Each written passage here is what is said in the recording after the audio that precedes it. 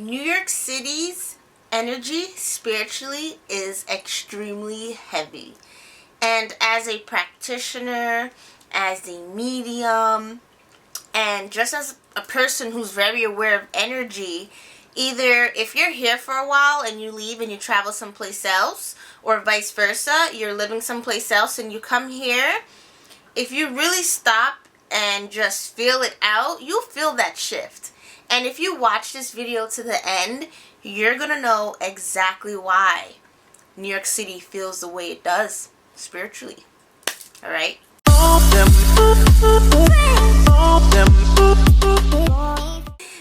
Hey lovers, Shontel Anestasia here, back with another video. Ooh, ooh. Alright, if you're new, what it do? And if you've been here a while, welcome back. Today we are talking about the drowned black community in New York City that a lot of people do not know about. And the reason why this topic is profound is, one, spiritually. If you are spiritually inclined, you have spiritual gifts and all that jazz, and you're in New York City, you need to know this history, because I bet you it will bring a lot of insight to why you feel the way you do. And if you are not aware of this energy, it's also good to know so you can understand the secrets that are hidden within our American history. Okay, lovelies, we're going to take a quick 10-second break, stretch, have a sip of water, and I look forward to you seeing what's up next. Today, we are talking about Seneca Village, and if you've never heard of the name, that's perfectly fine, because you're going to know what this village is. And unfortunately, it's no longer around today. Seneca Village was America's first black middle-class community that expanded from between West 82nd Street to West 87th Street, and it was there prior to Central Park. Seneca Village was founded in 1825 when Epiphany Davis and Andrew Williams became the first African Americans to buy land in that area. Trustees of the AME Zion Church then purchased 8 plots of land close by. By 1829, 9 homes had been built. The dwellings ranged from 1-bedroom houses to 3-story houses made of wood and brick. The town also featured 3 churches and a schoolhouse.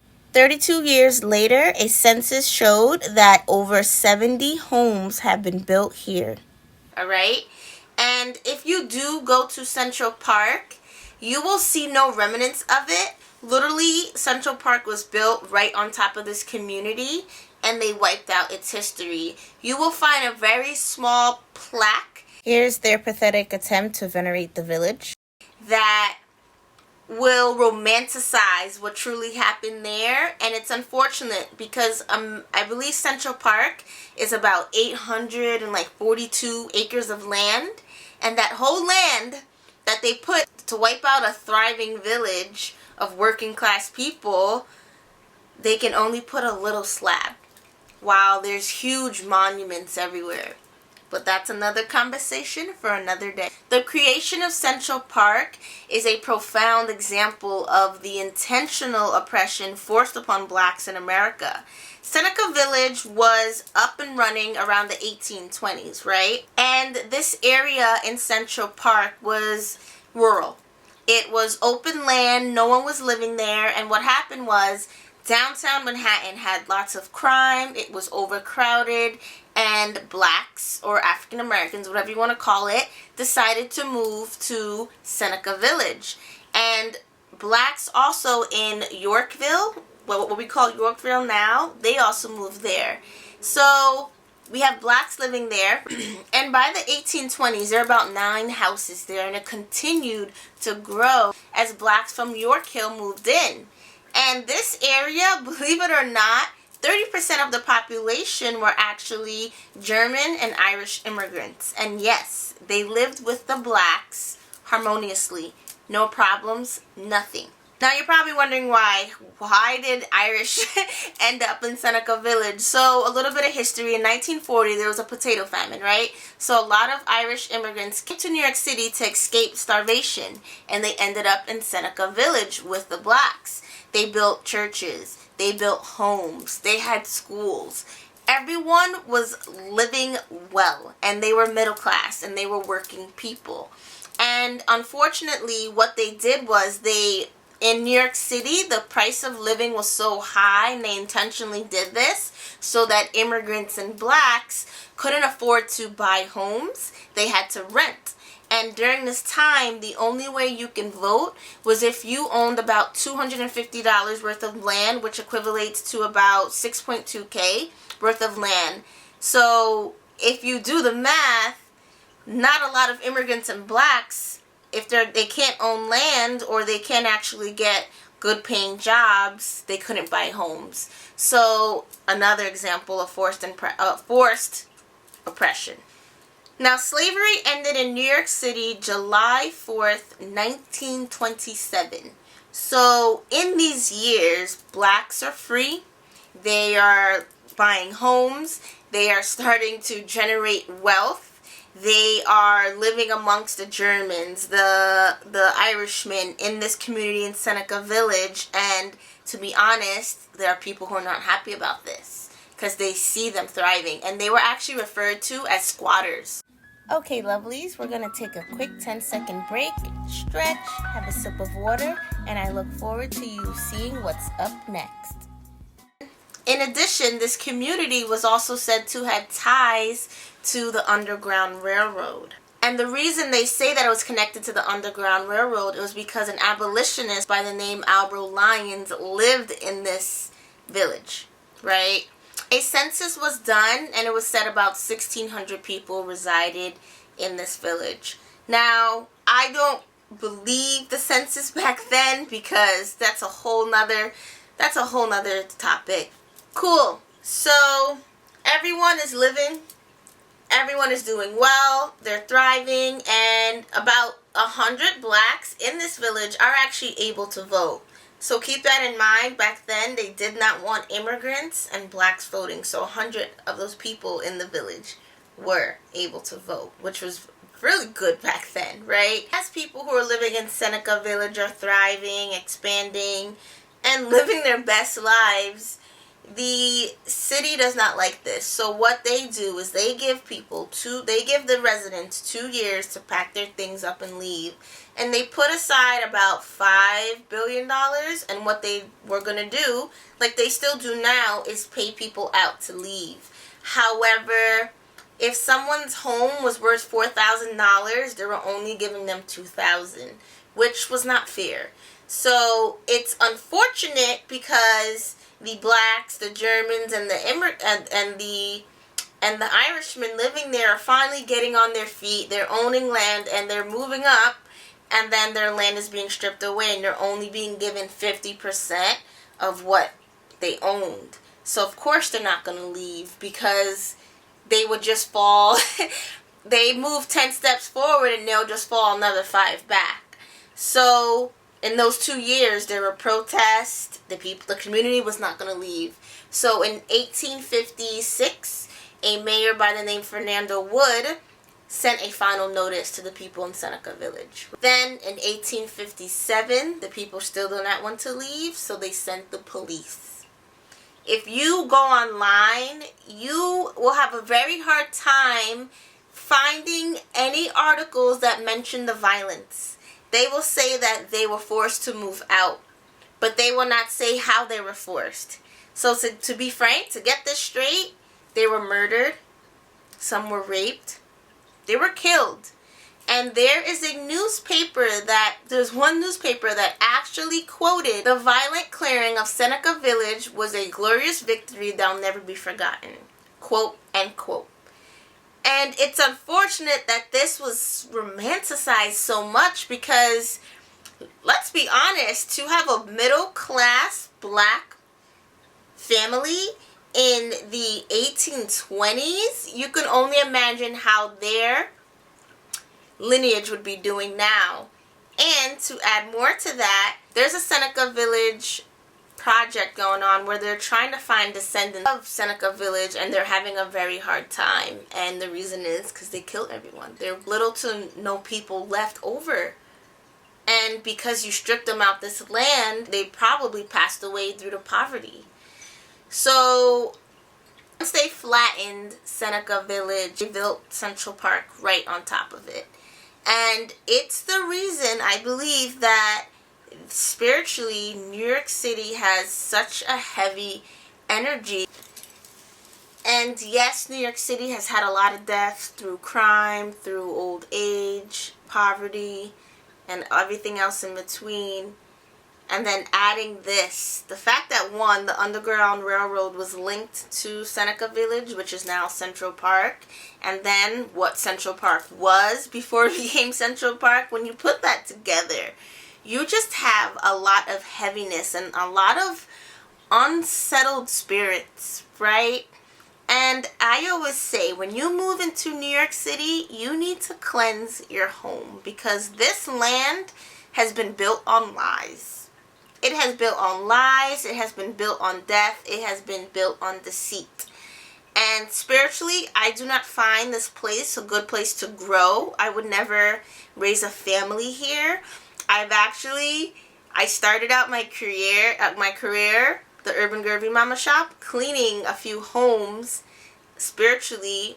And it's funny because the clients who hired me, they're not your average person who believes in spirits. However, they came to a point where they couldn't take it anymore, and they reached out to someone, and they reached out to me like, hey, someone needs you to clean their home because they think there's a spirit in there and they don't know what to do. And boom. So, that is New York City spiritually in a nutshell, and why it is the way it is. What I do recommend is, if you're ever traveling through Central Park, and it doesn't have to be where Seneca Village is, it could be anywhere in Central Park, it's totally up to you, whatever you're comfortable with. Pay some homage to those that died there. It could be through silent prayers, open prayers, if you want to leave some coins, if you want to do libations, which is taking some liquor and pour it out for them, do it. Okay, lovelies, we're going to take a quick 10-second break, stretch, have a sip of water, and I look forward to you seeing what's up next. There's nothing like praying for those who have passed, and I have done it. They don't need to be in my lineage for me to do it. Yes, I take care of my own ancestors and my lineage. However, I have traveled to sacred lands such as New Orleans, where I know a lot of slave trades, a lot of slaves were there, and they passed, and their spirit may still reside there. Doesn't hurt. And if you're not comfortable with that, that's fine. I needed to demystify why New York City feels the way it does, and also shed some light on the truth of New York City. I believe that this community was drowned because they did not want generational wealth. And for those who don't know what that is, generational wealth sets you up for success. And a lot of different cultures do it, right? So what happens is, let's say these black families were still there, they raised their family there. So we have a grandma that lived there. She has a child, so that daughter then also has a child. And that home, that land just stays in the family and keeps getting passed down. What happens is that home may have cost $4,000 in 1820, but now so many generations have gone there, the price of living has gone up. Now that home, it could be worth $1.2 million, and it's owned by someone who's black or an immigrant. They didn't want that. So one, they did it in New York City. They raised the cost of living so that blacks and immigrants had to rent. And then two, they destroyed Seneca Village because one, they feel like it depreciated the price and the aesthetic of New York because it was such a high class area to live in. And it's crazy. It's still the same way. It has not changed. Yorkville is bougie as fuck. And I do not like the energy there. And it's so funny. I do not like the energy in Central Park. And it speaks volumes to why. it's built on lies. It's built on BS, and it's built on the backs of immigrants and blacks that were trying to do well for themselves. And New York City and the government didn't want it. I do recommend watching a show on Netflix called Them.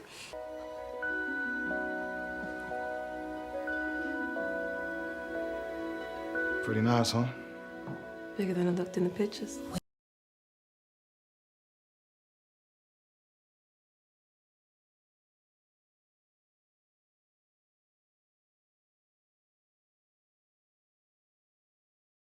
Folks in Compton straight up evil, man.